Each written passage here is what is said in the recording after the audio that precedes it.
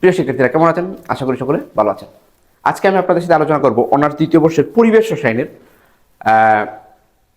দুটি গুরুত্বপূর্ণ প্রশ্ন, পরিবেশ রসায়ন বা এনভায়রনমেন্টাল কেমিস্ট্রির দুটি গুরুত্বপূর্ণ প্রশ্ন। প্রশ্নগুলো আসলে কি? মানব স্বাস্থ্যের উপর ডিডিটি এর প্রভাব অথবা ডিডিটি থেকে কিভাবে ডিডিই তে রূপান্তরিত হয় এই প্রসেসটা, এটা দুইভাবে প্রশ্ন আসতে পারে। এবং অপর প্রশ্নটা হলো বাস্তুতন্ত্রে ডিডিটি এর জীববিবর্ধন, অর্থাৎ বাস্তুতন্ত্রে ডিডিটি কিভাবে প্রভাবিত করে বাস্তুতন্ত্রকে, সেই প্রশ্নটা আলোচনা আমরা করব। তাহলে চলেন আমরা আগে জেনে নিই যে আসলে ডিডিটি জিনিসটা কি বা ডিডিই জিনিসটা আসলে কি। স্যার, আমরা যদি ডিডিটি সম্পর্কে একটু জানতে চাই, ডিডিটি স্যার, এই ডিডিটি কোন কাজে লাগে জানেন? মশা মাছি কীটপতঙ্গ ইত্যাদি ধ্বংস করার কাজে আসলে ডিডিটি ব্যবহার করা হতো, এখনো হয়। আমাদের তৃতীয় বিশ্বের দেশগুলো যেমন ভারত, বাংলাদেশ, এই অঞ্চলগুলোতে কৃষিক্ষেত্রে আসলে এটা বেশি ব্যবহার করা হয় কীটনাশক হিসেবে। কিন্তু উন্নত রাষ্ট্রে আসলে ডিডিটি ব্যবহার নিষিদ্ধ। যদিও বর্তমানে আমাদের এই তৃতীয় বিশ্বে এটা ব্যবহার করা নিষিদ্ধ, তবুও আমরা তো এই তৃতীয় বিশ্বের মানুষ, তো তৃতীয় বিশ্বের মানুষই, তবু আসলে এটা ব্যবহার করা হয়। এখন এই ডিডিটি এর পূর্ণরূপটা আসলে কি? এর মানে আমরা এক কথায় যদি বলি ডিডিটি জিনিসটা কি, এটা কীটপতঙ্গ ধ্বংস করার কাজে ব্যবহার করা হয়।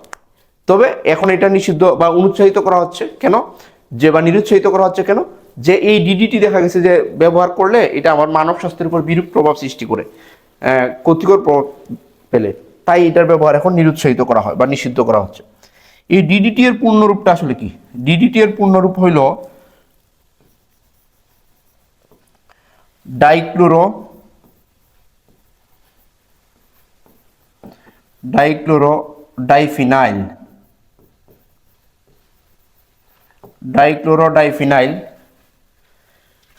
ট্রাইক্লোরোইথেন।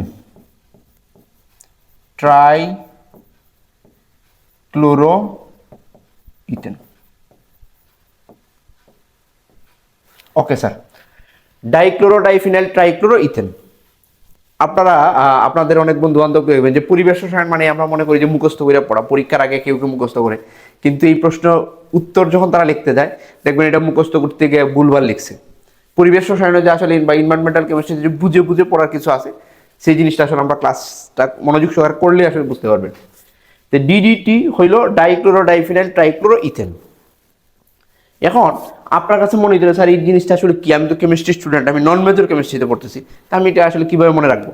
আমি আপনাকে একটু যে ডিডিটি ডাইক্লোরোডাইফিনাইল ট্রাইক্লোরোইথেনের সংকেতটা একটু বুঝাইতে চাই। এটা আসলে কিভাবে লিখবেন? অনেকে আসলে মুখস্থ করেন, তো তখন আসলে ভুল হয়, এটা মুখস্থ করতে পারেন। ইথেনের সংকেত তো আপনি জানেন। আচ্ছা, ইথেনের সংকেতটা কি বলেন তো? আমি ইথেনের সংকেত CH3টা আমরা অনেকেই জানি। ইথেন, দেখেন এই যে ডিডিটিটা আসছে, এটা আসলে মূল যৌগটা আসলে ইথেন, লাস্টের নামটা দেখেন ইথেন। এই ইথেন থেকে আপনি আসলে এই ডিডিটি এর সংকেত লিখতে পারেন। কিভাবে দেখেন, আমরা এক কাজ করি, এই ইথেনকে আমি গাঠনিক সংকেত আকারে লিখতে চাই। এই যে এটা শিকলটা আমি এইভাবে দিলাম, আমি মনে করলাম যে এটাকে এইভাবে না দিয়ে আমি খাড়া করে দিয়ে দিই, কোনো সমস্যা আসেনি। কার্বন কার্বন যদি আমি দিই, আমরা ওইভাবে লিখে ফেলি কার্বন কার্বন।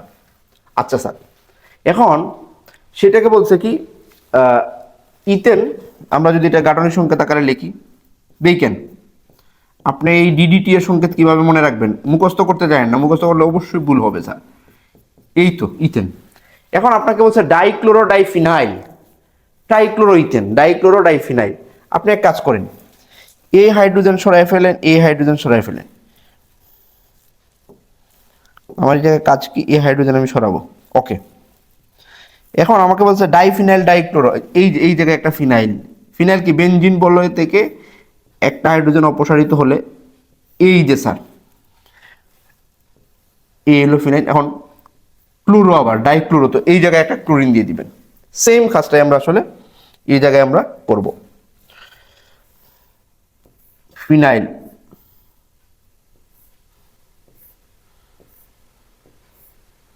এই যে বেনজিন বলে একটা হাইড্রোজেন অপসারিত হলে এই অংশটাকে আমরা ফিনাইল বলি। যে হাইড্রোজেন অপসারিত হয়ে কার্বনের সাথে বন্ধন গঠন করছে, এই দেখেন এই হইলো বেনজিন। এই বেনজিন মানে কি, 6 জায়গায় 6টা কি আছে, এই যে বেনজিন, ছয় জায়গায় ছয়টা হাইড্রোজেন আছে, কিন্তু একটা হাইড্রোজেনকে যদি তার এক হাত খালি হয় তখন সেটাকে আমরা ফিনাইল বলি। এই ফিনাইলটাকে কার্বনের সাথে আসলে কিছু যুক্ত হয়েছে।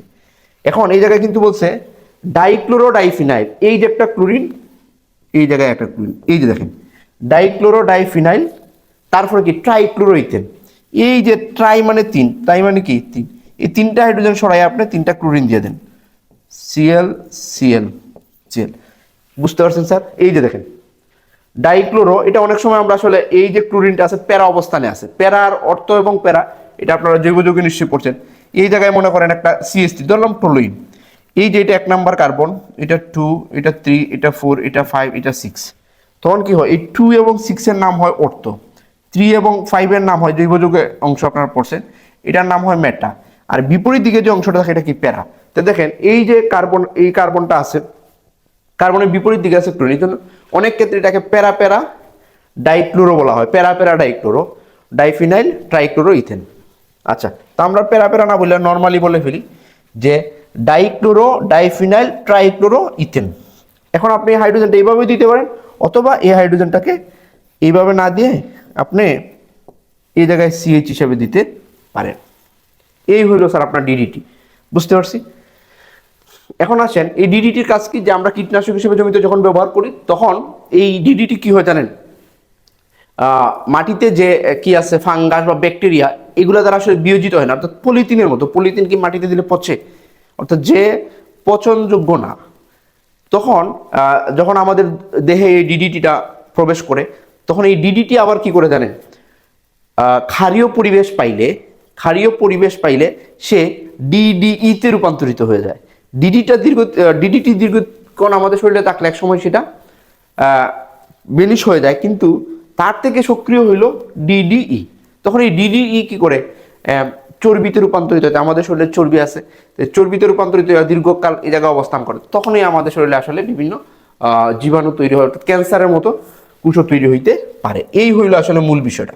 এখন আসেন আমরা ডিডিই জিনিসটা দেখবো, ডিডিটি থেকে আমরা কিভাবে ডিডিই রূপান্তরিত করব। ওকে, ডিডিটি জিনিসটা তো আমি বুঝছি, তাই আমি এটাকে একটু ছোটো কইরা আমি পরে বিক্রিয়ায় দেখাবো আর কি, কিভাবে ডিডিটি থেকে ডিডিই রূপান্তরিত করা যায়, আমি এই জায়গায় রেখে দিলাম।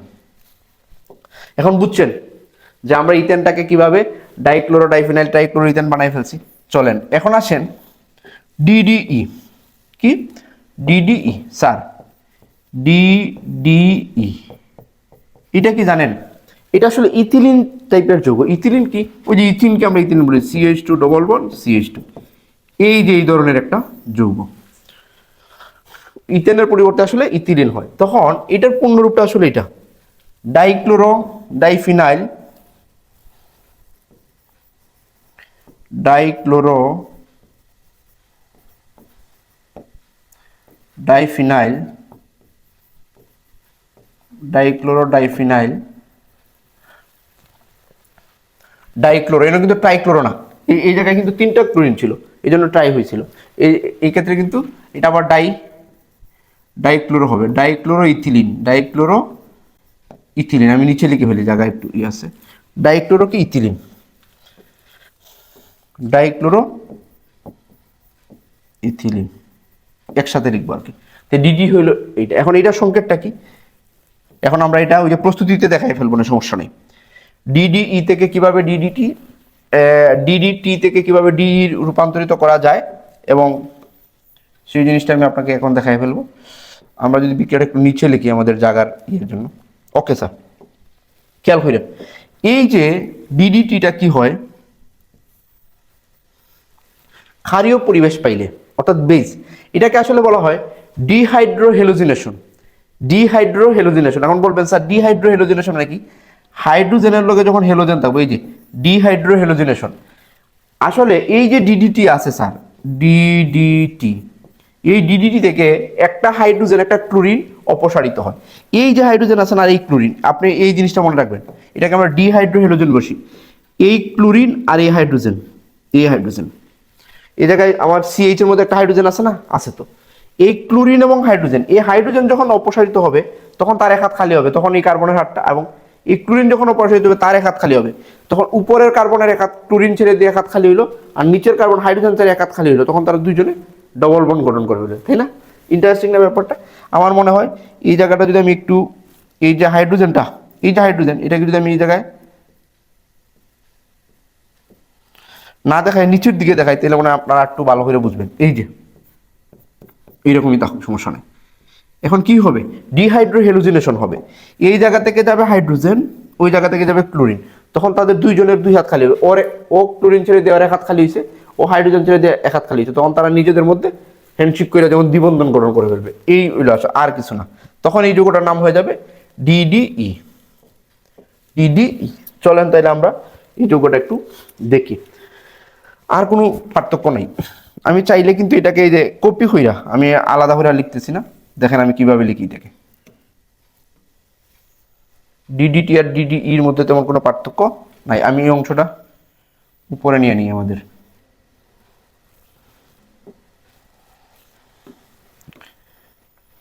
স্যার পরিবেশ রসায়ন আমরা সবাই মনে করি যে মনে হয় শুধু মুখস্থ করে পড়ার বিষয় না, এই জায়গায় অনেক কিছু বুঝার আছে। আর আপনি যদি না বুঝে মুখস্থ করেন, পরীক্ষার খাতায় আপনার অবশ্যই ভুল হবে, আপনি মার্কও আসলে ওই লেভেলেরই পাবেন, কিছু করার নাই। এখন দেখেন আমি এই জায়গায় কি করছি, কিভাবে ডিডিটিকে আমি কিভাবে ডিডিইতে রূপান্তরিত করি। কি করব? এটা তো আমার ডিডিই হবে। এখন আমরা কি বলছিলাম যে এই হাইড্রোজেন এবং ক্লোরিন কি হবে? অপসারিত হবে। হাইড্রোজেন এবং ক্লোরিন, এই যে ক্লোরিন, এই ক্লোরিন কি হবে? অপসারিত হবে। এবং এই জায়গা থেকে হাইড্রোজেন অপসারিত হবে। তখন তাদের দুইজনের দুই হাত খালি হয়েছে, হয়েছে না? তখন তাদের দুইজনের দুই হাত কি হয়েছে? খালি হয়েছে। তখন এই হাতগুলা পরস্পরের সাথে যুক্ত হয়ে দ্বিবন্ধন গঠন করে ফেলবে। কি গঠন করবে? দ্বিবন্ধন গঠন করে ফেলবে। স্যার এই যে এই জায়গায় ছিল ক্লোরিন 3টা, এই জায়গায় ক্লোরিন হয়েছে কয়টা? 2টা। এই ক্লোরিনগুলো আমি একটু সুন্দর করে দিই। সিএল সিএল, এই যে আগে ছিল ট্রাইক্লোরো, এখন হয়ে গেছে ডাইক্লোরো, ইথিলিন হয়ে গেছে। এই হইলো স্যার, এটার নামই আসলে আমাদের কি? ডিডিই। এটা কি? ডিডিই, ইথিলিন। তাইলে কি বুঝলেন? ডাইক্লোরো, 2টা ক্লোরিন, ডাইফিনাইল ডাইক্লোরো ইথিলিন। বিষয়টা বুঝছেন? ওকে, এই হইল স্যার। এটা কেমনে ঘটে?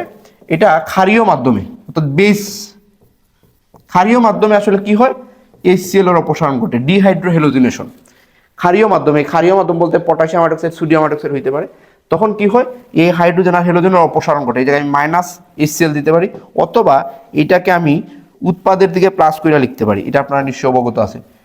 HCl আমরা আসলে কি বলি যে এই জায়গা থেকে হাইড্রোজেন এবং ক্লোরিন অপসারিত হয়েছে, আমি চাইলে এই জায়গায় -HCl দিতে পারতাম। তো এই জায়গায় যদি -HCl দিতে, উৎপাদে আর লিখতে হয় না। আর যদি উৎপাদে লিখিতে এই জায়গায় দেওয়া লাগবে না।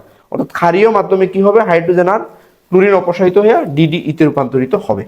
আশা করি আমরা এই বিষয়টা বুঝতে পারছি। ডিডিটি থেকে কিভাবে ডিডিই রূপান্তরিত করা যায়, এই জিনিসটাকে আমরা পারবো স্যার। এখন পরীক্ষায় কি কি প্রশ্ন আসতে পারে? পরীক্ষায় প্রশ্ন আসবে যে মানব স্বাস্থ্যের উপর ডিডিটি এর প্রভাব, অথবা ডিডিটি কিভাবে ডিডিইতে রূপান্তরিত হয়। এখন আমি আপনাদের এই জিনিসটা একটু ছোট করে রেখে দিই, আমরা নোটটা দেখাবো।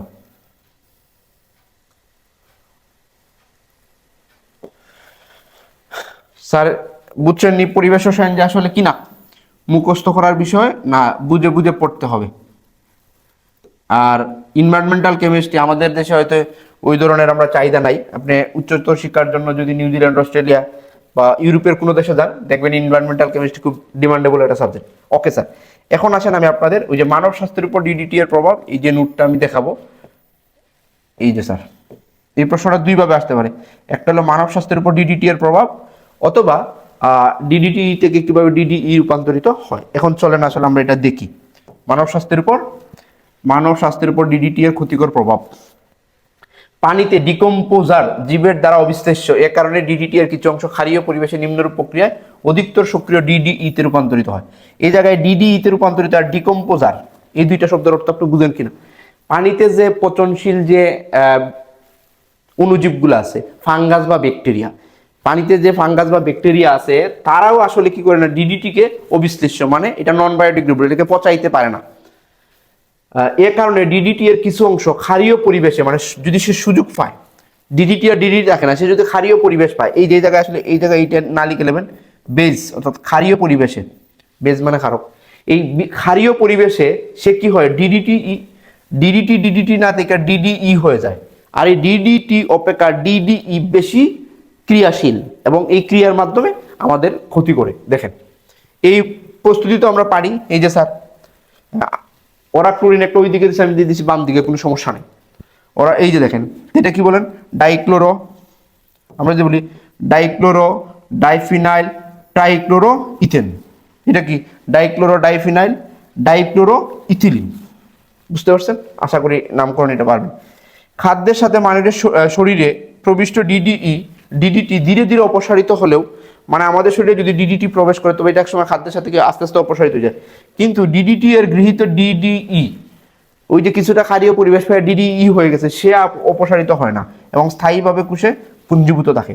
এছাড়া কিছু পরিমাণ ডিডিটি মানুষের দেহকোষে জীব সক্রিয়করণ প্রক্রিয়ায় ডিডিইতে রূপান্তরিত হয়। ডিডিই এর মোট পরিমাণ কোষের বিষক্রিয়ায় তীব্রতা নির্ধারণ করে।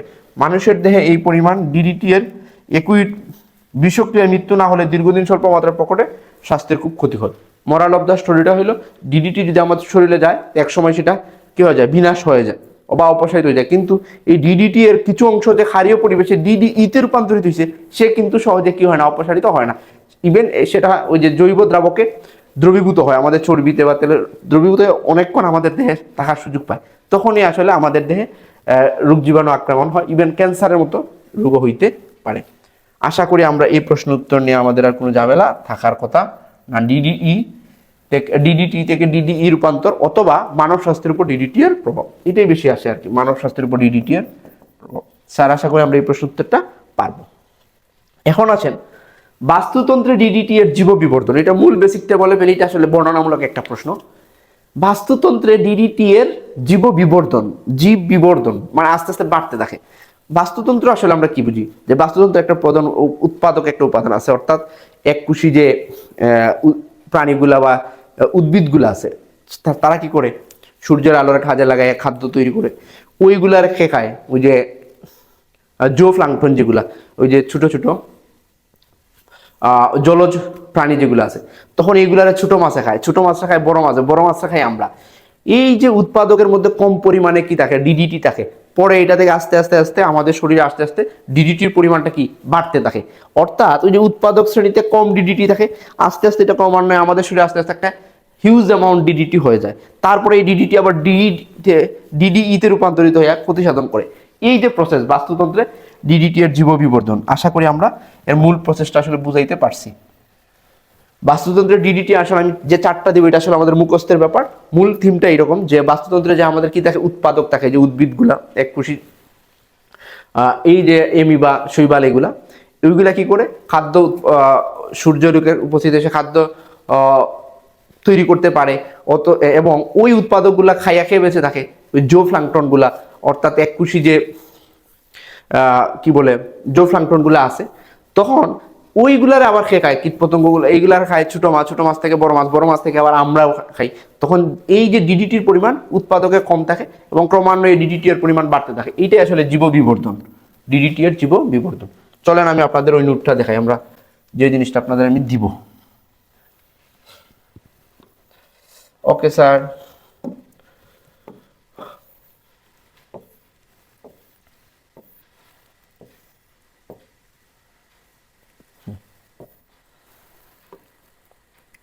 ওকে আমি আপনাদের যে নোটটা প্রোভাইড করব এটা বর্ণনামূলক প্রশ্ন, আমি আগেই বলছিলাম।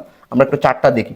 এই যে উৎপাদক, বাস্তুতন্ত্রের উৎপাদক, এটা কি জলজ শ্যাওলা জাতীয় উদ্ভিদ, এতে ডিডিটি এর পরিমাণ অত্যন্ত নগণ্য, 0.000 অর্থাৎ 5টা শূন্য যে 3 ppm ওই পরিমাণে থাকে, অথবা 0.00 ppb। এখন ppm এবং ppb জিনিসটা আসলে কি, ppm এর পূর্ণরূপ পার্টস পার মিলিয়ন, এটার মানে হলো 1 মিলিগ্রাম পার লিটার।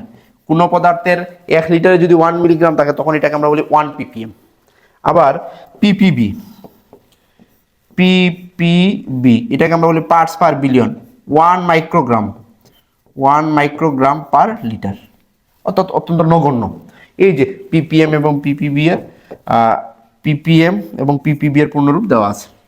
যেমন পানিতে আর্সেনিকের পরিমাণ আমরা ppm এককে কি করি, হিসাব করি, খুব নগণ্য পরিমাণে। আচ্ছা, এখন এটা কি দেখাচ্ছে, উৎপাদকে কম থাকে, তারপরে এই জায়গা থেকে তৃণভোজী, ওই যে বলছে জু প্লাঙ্কটন, এরা কি করে এই অংশটা খায়, তখন এই জু প্লাঙ্কটনের ডিডিটি এর পরিমাণ কত, <= 0.04 ppm, বাড়তেছে আস্তে আস্তে। তারপরে ছোট মাছ, এই জু প্লাঙ্কটনটা খেয়ে খায় ছোট মাছ, এই ছোটো মাছ সে ডিডিটি জুওপ্লাঙ্কটন তো সেটা ছোটো মাছে খাইতে, ছোটো মাছের মধ্যে DDT less than equal 0.05 ppm হয়। তারপর এটারে আবার খেয়ে খায় বড় মাছ, এটাকে খেয়ে খায় বড় মাছ। তো বড় মাছে ppm এর মান দেওয়া আছে। এই বড় মাছ থেকে আসলে খাইতে পারে আমরা বড় মাছ, মানুষরা খাই, মাছ শিকারী পাখিরা খায়। তো পাখির শরীরে ডিডিটি হইতে পারে লেস দেন ইকুয়াল 25 ppm, আমাদের শরীরে হইতে পারে লেস দেন ইকুয়াল 75 ppm। দেখছেন আগে উৎপাদকে কি পরিমাণ ছিল, এখন কত বেড়ে গেছে না? এই যে বাড়তেছে ডিডিটির পরিমাণটা, এটাকে জীব বিবর্ধন আমরা বলবো। একটি জলজ খাদ্য শৃঙ্খল ডিডিটি এর জীব বিবর্ধন দেখানো হয়েছে। এই যে এখন আপনি এটা রিডিং পড়লেই হয়ে যাবে। আমি একটু পড়াবো রিডিংটা, এটা আপনারা নিজেরা পড়লে পারবেন। শস্যের ক্ষতিকর ছত্রাক, ভাইরাস, পতঙ্গ, ভেক্টর পতঙ্গের মরণ ক্রিয়া ডিডিটি এর ভূমিকা সর্বজন বিদিত। মানে এই শস্যর ক্ষেত্রে কিন্তু আসলে ডিডিটি উপকারী, সে কীট পতঙ্গ ধ্বংস কইরা শস্যকে সুরক্ষিত থাকে। বিভিন্ন দেশে ডিডিটি এর উৎপাদন এবং ব্যবহার কঠোরভাবে নিষিদ্ধ হলে ভারত সহ তৃতীয় বিশ্বের দেশে ডিডিটি এর উৎপাদন এবং ব্যবহার এখনো বাধাহীন। ডিডিটি এর অনিয়ন্ত্রিত ব্যবহারের ফলে মৃত্তিকা, জল, বায়ুতে ডিডিটি এর সংক্রমণ করছে, ফলে জলজ বাস্তুতন্ত্রে বিরূপ প্রতিক্রিয়া সৃষ্টি হচ্ছে। এটা অলরেডি আমি বলছি। উদাহরণ হিসেবে জলজ বাস্তুতন্ত্রে ডিডিটি এর জীব বিবর্ধন উল্লেখ করা হলো। জলে সংক্রমিত ডিডিটি প্রথমে উৎপাদক উদ্ভিদ কোষে শ্যাওলা জাতীয় উদ্ভিদ পুঞ্জীভূত হয়, পরবর্তী পর্যায়ে খাদ্য শৃঙ্খলজনিত সম্পর্কের কারণে উদ্ভিদ থেকে জুওপ্লাঙ্কটন, ছোট মাছ, বড় মাছ, মাছ শিকারী পাখি ইত্যাদিতে কি হয়, বিবর্ধিত হয়। এইটাই আসলে আমাদের কি বাস্তুতন্ত্রের ডিডিটি এর জীব বিবর্ধন। আশা করি স্যার আমাদের এই দুইটা প্রশ্ন উত্তর আমরা পারবো। আমি আপনাদের এই পিডিএফ আকারে এই নোটটাও দিয়ে দিব। তো আপনারা পরিবেশ রসায়নটা আসলে বুঝে পড়া উচিত, যদিও আমরা মনে করি যে এটা একটা ছোট্ট বই, বর্ণনামূলক কালির দূষণ বলে বলে মুখে মুখে পড়লেই হয়ে যাবে। আসলে ব্যাপারটা এরকম না। এই যে এই বিষয়গুলো, আর পরীক্ষার খাতায় একজন আরেকজনের দিকে লিখতে গেলে এগুলো অবশ্যই ভুল হবে। তো যাই হোক, আপনারা আমার অঞ্জনরা একটা ইউটিউব চ্যানেলের সাথে থাকেন, আর এই ধরনের আরও ভিডিও আমার ইউটিউব চ্যানেলে পেয়ে যাবেন।